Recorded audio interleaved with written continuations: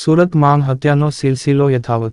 સુરત ચોક બજાર police station વિસ્તારમાં વધુ એક હત્યાની ઘટના સામે આવી। સિંગનપોર કોઝવે ખાતેથી તાપી નદીમાંથી બોડી મળી।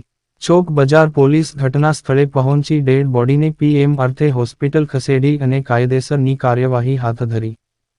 આજરોજ સવારે 8:15 વાગ્યાના સુમારે કંટ્રોલ રૂમ પર એક ફોન આવેલો કે એક અજાણી લાશ કે જે તાપી કોઝવે પાસે તરતી હાલતમાં જોવા મળે છે, જે બાબતે પીસીઆર અને યુનિવર્સિટીના ઇન્ચાર્જ અધિકારીશ્રીઓએ મને જાણ કરેલ અને પોતાને મોકલતા એક અજાણી આશરે 30 થી 35 વર્ષની મેલ પુરુષની ડેડ બોડી પાણીમાં તરતી હાલતમાં જોવા મળેલ છે, જેને સ્થાનિક લોકોની હાજરીમાં એને બહાર કાઢી અને હાલ સિવિલ હોસ્પિટલમાં લઈ આવેલ છે અને આગળની કાર્યવાહી ચાલુ છે।